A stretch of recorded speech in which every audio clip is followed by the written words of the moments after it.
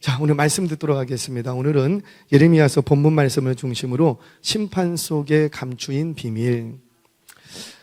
오늘 말씀은 계속해서 심판을 하시겠다, 심판이 내려졌다, 우리 하나님이 계속해서 선언하십니다. 이 말씀은 겁주기 위해서 하시는 말씀이 아니었다고요. 정말로 우리 하나님이 심판하시기, 너 말 안 들으면 확 회초리 때린다, 그런 정도의 말씀이 아니라는 거죠. 겁주기 위한 말씀이 아니라 이제 진정코 우리 하나님께서는 더 이상 참지 아니하시고 매를 드셨다라는 거예요. 그래서 이 진노의 잔은 어디로부터 시작되고, 먼저 어디부터 부어지고, 그렇죠, 예루살렘으로부터 먼저 부어지고, 그리고 유다에 부어지고, 그리고 열방으로 흘러갑니다. 그 예루살렘으로부터 심판의 진노의 잔이 부어지고, 그 예루살렘으로부터 시작된 진노의 잔은 흘러 모든 나라와 민족, 모든 육체에 부어지게 되었다. 이것이 하나님의 선언이셨어요. 자, 이 예언을 예레미야가 이제 하게 됩니다. 이 예언을 할 때 예레미야 마음이 어땠을까? 오늘 이 저녁에는 그 심판의 메시지 속에 숨겨진 비밀 한 가지를 좀 추적하면서 저와 여러분들의 마음도 예레미야의 심정이 되시기를 바랍니다. 예레미야의 심정을 한번 가져보자고요. 어떤 마음이었을까? 자, 우리 먼저 30절, 31절 말씀 같이 한번 보겠습니다. 30절, 31절 시작. 그러므로 너는 그들에게 이 모든 말로 예언하여 이르기를, 여호와께서 높은 데서 포효하시고 그의 거룩한 처소에서 소리를 내시며 그의 초장을 향하여 크게 부르시고 세상 모든 주민에 대하여 포도 밟는 자 같이 흥겹게 노래하시리라. 요란한 소리가 땅 끝까지 이름은 뭇 민족과 다투시며 모든 육체를 심판하시며 악인을 칼에 내어 주셨습니다. 여호와의 말씀이니라. 아멘. 여호와의 말씀이니라. 여호와의 말씀이니라. 계속해서 예레미야 속에서 주셨던 말씀은 여호와의 말씀이니라. 여호와의 말씀이니라. 계속해서 반복합니다.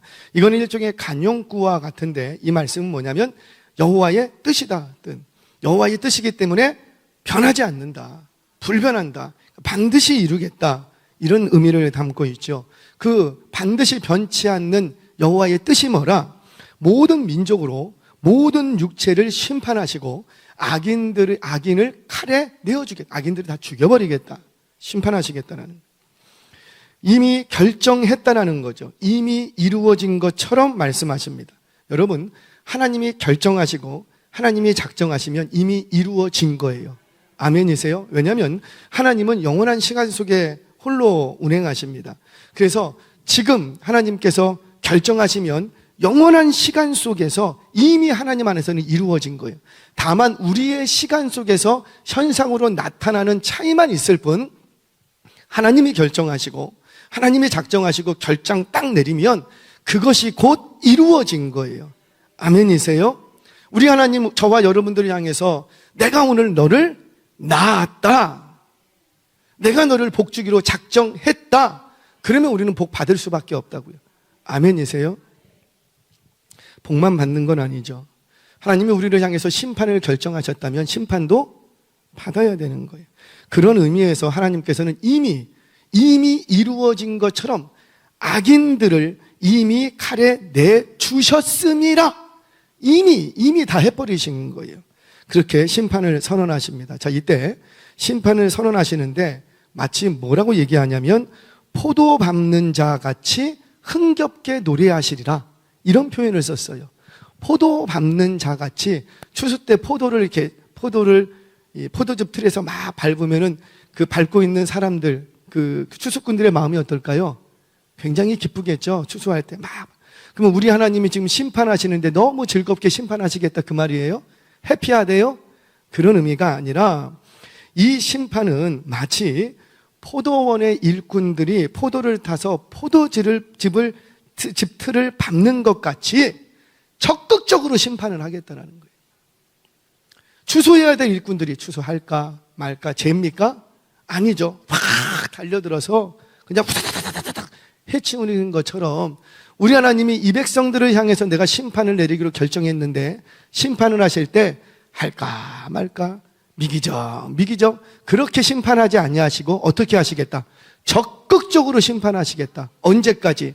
완전히 포도들을 다 추수할 때까지 그처럼 이 악인들이 완전히 다 죽을 때까지 우리 하나님이 적극적으로 심판하시겠다는 거예요. 그러니 그 심판이 얼마나 두렵고 무서운 심판이겠냐라는 겁니다. 자, 그 심판의 정도가 어느 정도로 비참한가 한번 봅니다. 우리 32절, 33절 같이 읽겠습니다. 시작. 만군의 여호와께서 이와 같이 말씀하시니라.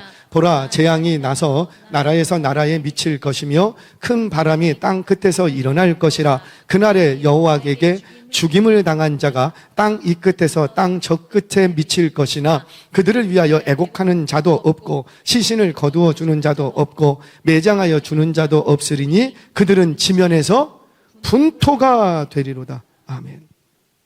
분토가 되리로다. 지상에서. 여러분, 분토가 뭐예요? 분뇨와 흙이 섞여 있는 거. 한마디로 똥하고 흙이 섞여 있는 거예요. 무슨 말입니까? 이제 칼과 기근과 전염병, 전쟁이 일어나는데 그 전쟁이 일어나면 얼마나 많은 이들이 죽음을 당하겠냐라는 거죠. 얼마나 많은 사람들이, 백성들이 죽음을 당했으면 그 거리마다 시체로 나둥게 될 거라는 거예요. 누구 하나 그 시신을 수습해주는 사람이 있다 없다? 없어요. 하도 많으니까 건들 수가 없더라는 거예요. 매장하는 건 고사하고 누구 하나 그 시신을 거두어서 어떻게 처치해 줄 사람이 하나 없다. 하나 없다.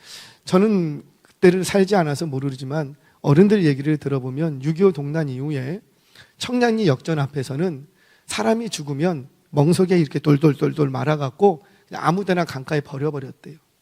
매장도 안 해주고 연고지도 없어. 매장도 안 해주고 그냥 사람이 죽으면 명성으로 돌돌돌돌 말아갖고 이렇게 그냥 사람 좀 인적 없는데 다리 밑이나 그런데 이렇게 딱 던져놨대요. 여러분, 지금 뭘 얘기합니까? 상상이 되세요? 우리 의왕이, 만약에 의왕이라는 이 도시에 도로마다 골목마다 시신이 나뒹군다면 어떤 상황이 벌어질까요? 전염병이 돌 거예요. 무시무시한 전염병이 돌겠지요. 그러면 이곳에 사람이 살까요, 안 살까요? 안 살겠지요.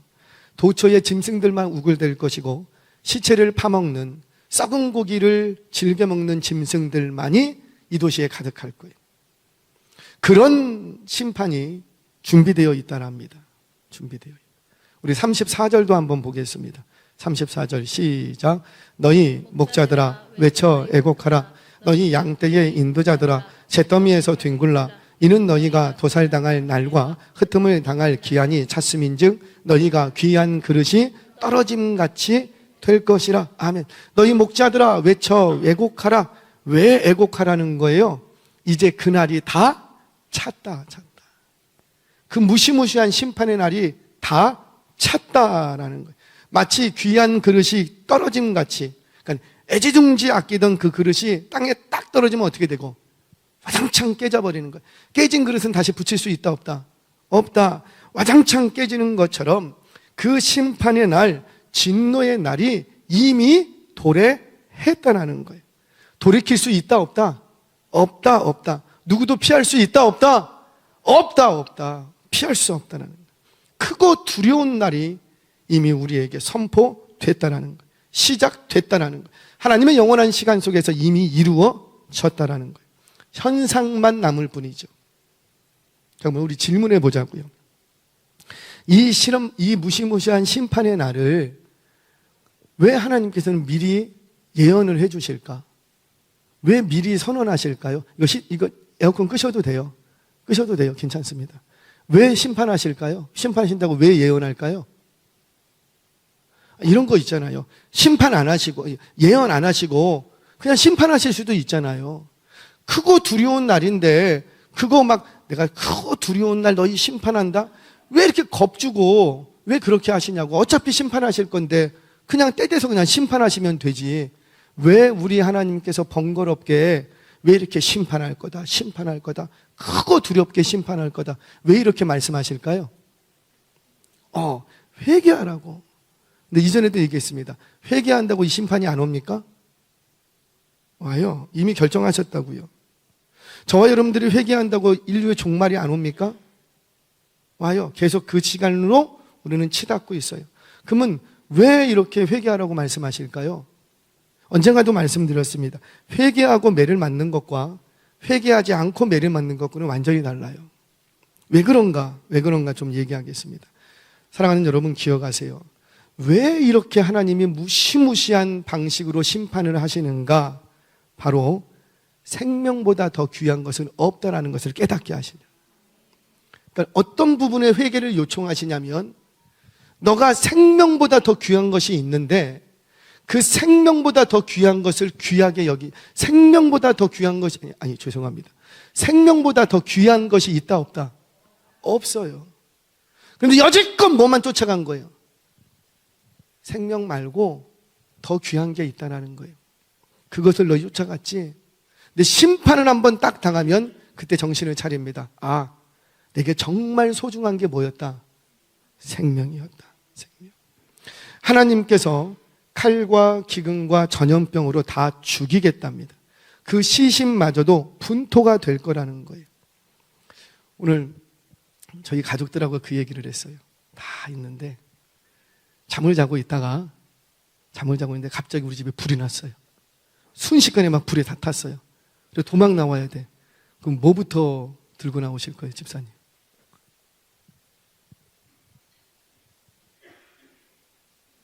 뭐부터 들고 나올? 통장? 요즘 내가 볼 때는 핸드폰만 들고 나오실 것 같아. 뭐 들고 나올 거예요?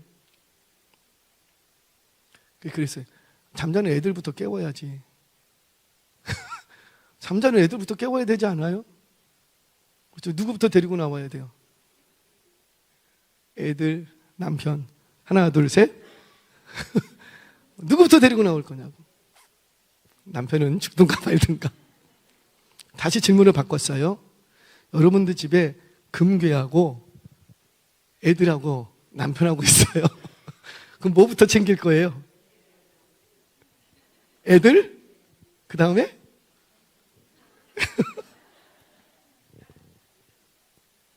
여러분, 전쟁이 일어났어요.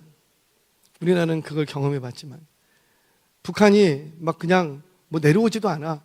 핵폭탄을 여기저기 쏘아 올렸대. 지금 여기로 떨어진대. 의왕에 난리가 났어요. 대피하세요, 대피하세요. 갑자기 그러면은 뭐부터 싸들고 막 나올 거예요. 어떤 할머님이 사실인지 모르겠는데 불이 났대요. 할머니하고 손녀하고 살고 있는데 불이 났대요. 그래갖고 손녀를 들쳐업고 막 계단을 뛰어내려왔대요. 근데 딱 뒤에 보니까는 냉장고를 업고 왔더래. 초인적인 힘이 생기나 봐요. 냉장고를 업고. 이게 사실인지 뭔지는 모르겠는데 손녀인 줄 알고 업고 들쳐맨 게 냉장고를 들쳐매고 내려온 거예요. 여러분, 전쟁이 일어나면 지금 당장 도망가야지 돼요. 불이 났어요. 지금 당장 집 밖으로 나가야지 돼요. 그러면은 과연 뭐부터 챙기시겠냐고. 집문서? 땅문서? 아니면은 금은보화? 뭐예요? 일단은 살고 봐야지. 아닌가요? 일단은 살고 봐야지. 잠들어 있는 자녀들이 있으면 자녀들부터 먼저 깨우고 그리고 데리고 나와야죠. 제가 한 번은 저희 동네에 제가 섬기던 교회가 여기 있고 바로 건너편이 그 동네 의원이었어요. 근데 꽤 규모가 있는 4층짜리 병원이었어요. 동네 병원. 큰 병원이죠. 거기서 이제 간단한 수술도 하고 입실도 할 수 있고 그런 병원이었어요. 근데 이 앞에 병원에서 불이 난 거예요. 4층인데. 제가 이쪽에 병원에 이제 교회를 가려고 갔는데 불이 난 걸 세상 처음 봤어. 제 눈으로 목격한 거 그때가 처음이에요. 불이 나니까는 사람들이 다 어디로 올라가요? 옥상으로 올라가요. 창문 앞에서 막 손을 드는데 와, 저는 텔레비에서만 왔는데 진짜 불이 나니까 머리가요 이렇게 막 뻗쳐. 머리가 뻗치고 얼굴이 까맣게 하고 머리에서 막 연기가 올라와. 그리고 막 손을 들어 살려달라고. 그거를 보는 순간 불쌍해야 되는데 웃겨. 아니, 상상을 해보시라고요. 사람들이 막 살려주세요 그러는데 얼굴은 새kam둥이가 되고 머리는 폭탄 맞은 것처럼 막 이렇게 뻗쳐 있어요. 뻗쳐 있고 머리에서 연기가 뽀록 흘러나와. 그리고 살려달라고. 병원 옷을 입었어요. 입은 둥 마는 둥. 정신이 있겠습니까? 옥상에 올라갔는데 사람들 나오는 거 보니까는 신발은 없고 한 짝만 신고 한 살은 맨발로. 그리고 막 내려오는 거예요. 그 모습을 보면서 뭐예요? 불이 나면 일단은 살고 봐야지. 체면, 자존심, 옷 매무새, 얼굴 화장 이런 거 신경 쓸 겨를이 있어요, 없어요? 없어! 하나님이 심판을 주실 때는 그래야 된다는 거예요. 하나님이 지금 심판하시는데 그때도 돈, 금, 은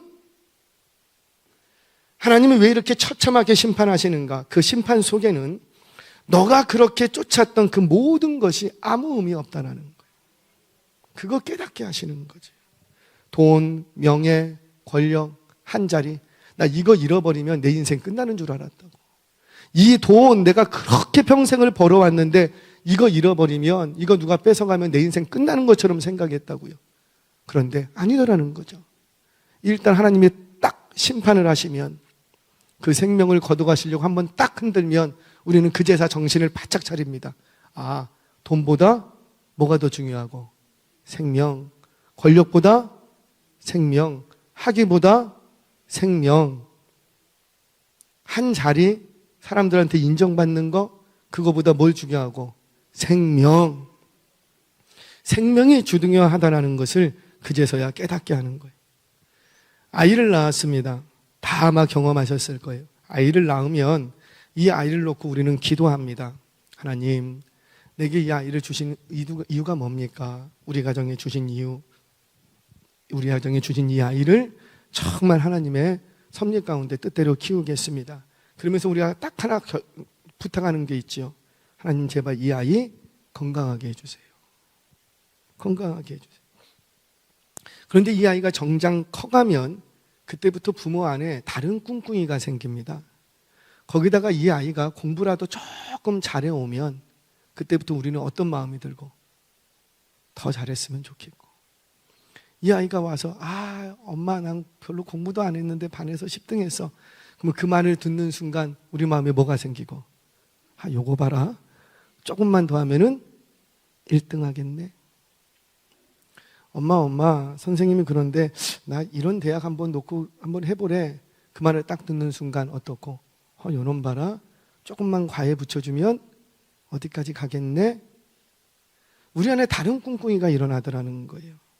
다른 꿍꿍이가. 좋은 대학, 조금만 더 하면은 좋은 대학 들어갈 거 같고, 조금만 더 하면은 좋은 회사에 취직할 것 같고, 아이가 좀 공부를 잘해서 무슨 상장이라도 받아오면 이제 상장이 아니라 박사학위를 좀 받았으면 좋겠고, 물론 공부도 안 하고 맨날 친구들하고 산으로 들러 놀러 다니는 것도 문제겠지만, 그런데 이 아이에게 공부, 대학, 취직 그렇게 하는 부모도 잘못된 거라는 거예요. 그렇게 막 대기업에 막 취직했다고 막 자랑했어요. 우리 아이가 이번에 사법고시를 패스해서 판사가 됐습니다. 검사가 됐습니다. 옛날에 프랑케드 막 치고 얼마나 자랑했어요. 그런데 그 사람이 교통사고로 혼수 상태에 있어. 그럼 여러분들 그때 가서는 뭘 찾을 거예요? 판사, 검사 아무 필요 없어. 뭐만 하기를, 제발 사람만 달라고. 제발. 우리는 그래요. 심판에 당하면 그제서야 뭐가 더 중요했는지 그제서야 깨닫게 된다는 겁니다. 이건 제 얘기가 아니죠. 마태복음 24장을 보면 예루살렘 성전이 무너질 것이다, 예수님께서 말씀을 하십니다. 재난의 징조에 대해서 말씀을 하십니다. 그리고 가장 큰 환난이 너희에게 다가오고 있다, 미리 말씀해 주시지요. 그러면서 뭐라고 덧붙이시냐면, 그 환난의 때가 오면 지붕 위에 있는 자는 집 안에 있는 물건을 가지러 가라 마라. 가지 마라. 밭에 있는 자는 겉옷을 가지러 집 안에 들어가라. 들어가지 말라. 들어가지 말라. 성경 보겠습니다. 마태복음 24장 16절 18절 같이 한번 읽겠습니다. 시작. 그때에 유대에 있는 자들은 산으로 도망할지어다. 지붕 위에 있는 자는 집 안에 있는 물건을 가지러 내려가지 말며 밭에 있는 자는 겉옷을 가지러 뒤로 돌이키지 말지어다. 아멘. 왜 그런가? 뭐가 더 중요하니까? 생명. 다른 무엇보다도 생명을 건진받는 게 가장 시급하고 가장 중요하다는 거예요.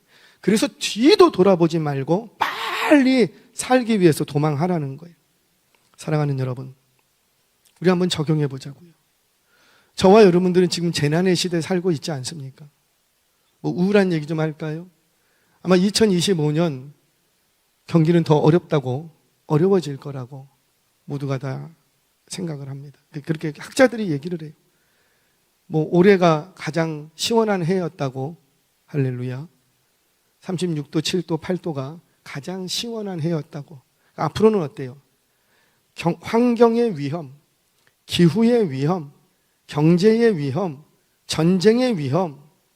지금 이스라엘 땅에서 자칫 잘못하면 뭐 세계 대전으로 번져도 이상하지 않을 정도예요.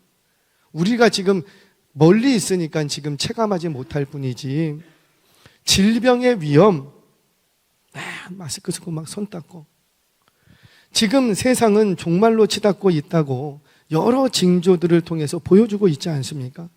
그러면 이때 가장 먼저 우리가 신경 쓰고 생각해야 될 게 뭘까요? 여전히 돈 하시겠습니까? 모르겠어요. 돈 하셔서 여러분들 시대 때는 좀 떵떵거리고 사실지 모르겠지만 과연 여러분의 자녀들도 그렇게 살지는 장담하지 못하겠습니다. 학위, 대학, 전쟁 한번 놔보세요. 대학이 뭐예요? 피난 가기 바쁜데. 그때 가서 가장 먼저 관심 가지게 되는 건 뭔가? 바로 생명. 어디 가야 생명을 얻을 수 있을까?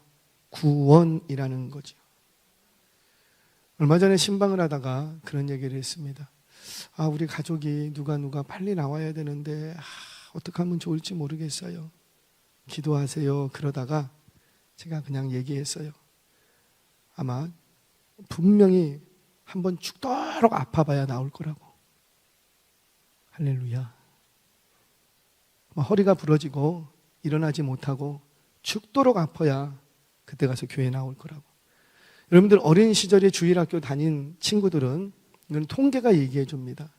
주일학교를 한 번이라도 다녀본 사람은 커서 한동안 교회 안 나였어도 주일학교 한 번이라도 다녀본 사람은 커서 정말 죽을 병에 걸리면 어디로 올까요? 교회로 오지 절로 안 가요. 그래서 여러분 한번 초청하는 거 그거 아무것도 아닌 게 아닙니다. 굉장히 지금 그분이 살만하니까는 한 번 초청 오고 그 다음부터 안 올지 모르지만 정말 힘들고 어려워지고 죽을 병에 걸리고 진짜 일어나지 못하게 생겼고 그러면은 그때 가서 어디로 올까요? 한 번이라도 발걸음했던 교회로 돌아오는 거예요. 그래서 그분에게 제가 그랬어요. 아파봐야 돌아올 것 같습니다. 저는 저와 여러분이 매맞지 않고 말씀으로 책망을 할 때 듣고 돌이키는 은혜가 있기를 바랍니다. 그래서 그냥 농반, 진반으로 말로 할 때 들으세요.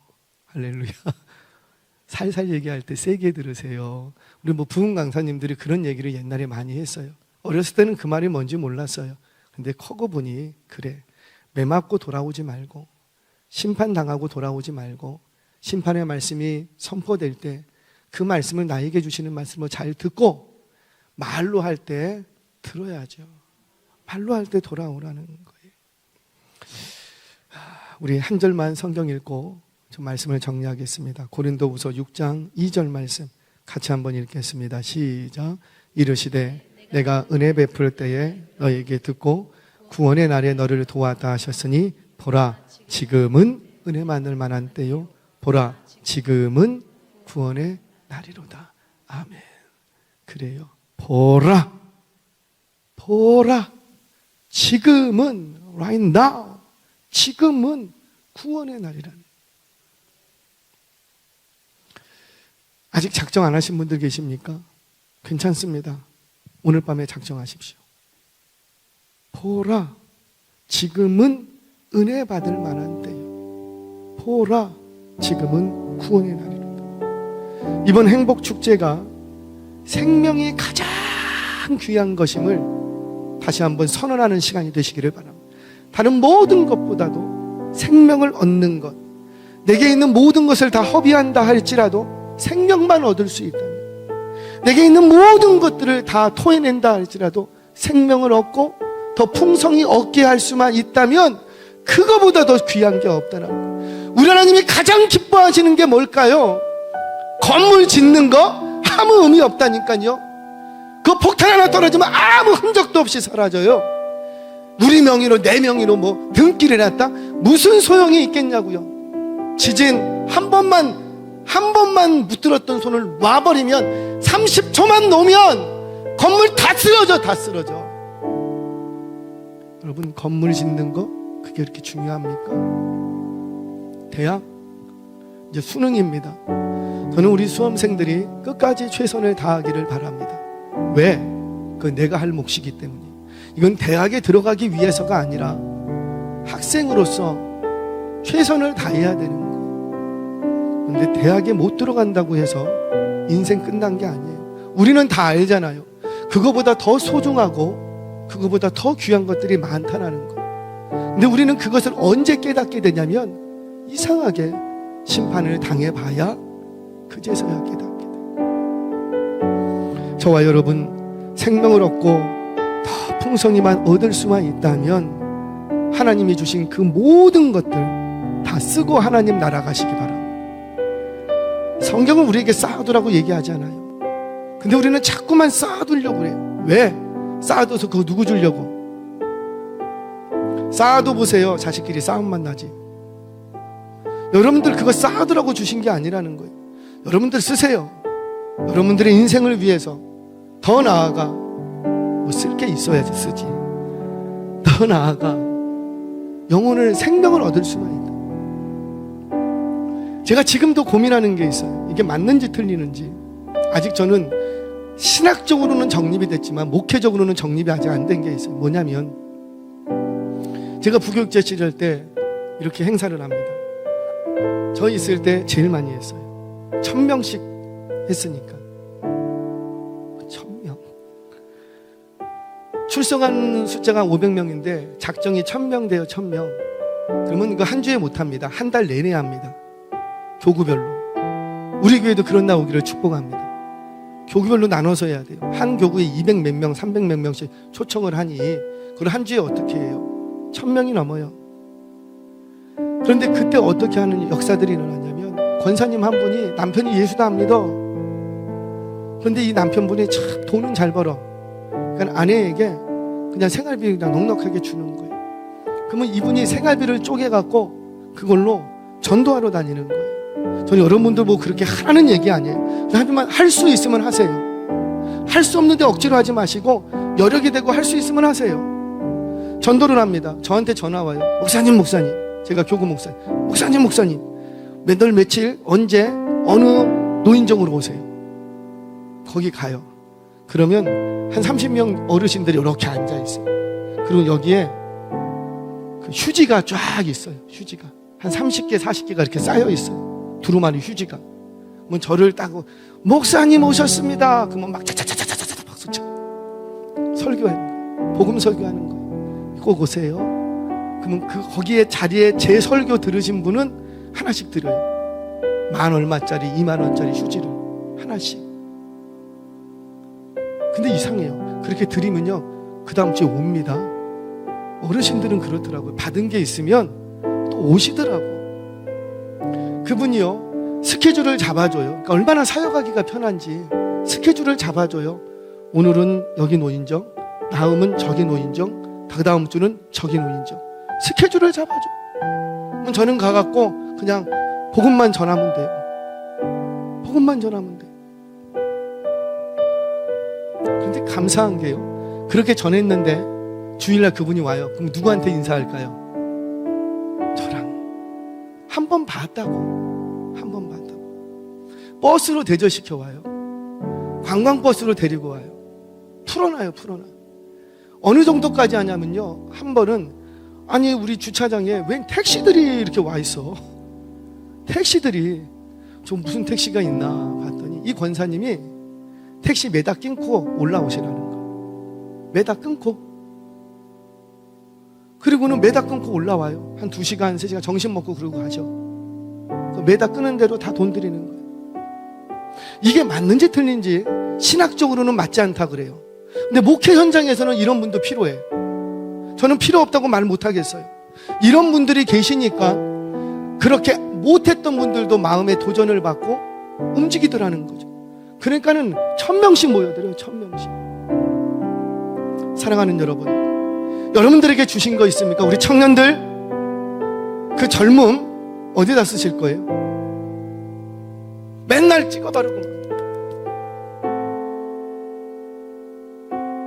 좋은 옷 입으려고 어디 좋은 데 가서 커피 한 잔 마시면서 여러분들의 젊음과 여러분들에게 주신 것들, 많은 좋은 것들이 있다고요. 그거 어디에 쓰실 거예요? 한번 하나님이 흔들어 버리면, 심판이 오면 아무것도 남은 거 없습니다. 쓸 수 있을 때 생명을 위해서 쓰시기 바랍니다. 하나님이 주신 거 있으면 마음껏 생명을 위해서 다 쓰시고 하늘나라 가세요. 그러면 그 인생은 절대 후회 없는 인생이 될 줄로 믿습니다. 저와 여러분들 가장 중요한 건 생명입니다. 구원을 위하여 생명을 얻게 하는 일에 저와 여러분들 애쓰고 힘쓸 수 있는 저와 여러분들 되시기를 주의 이름으로 축원합니다.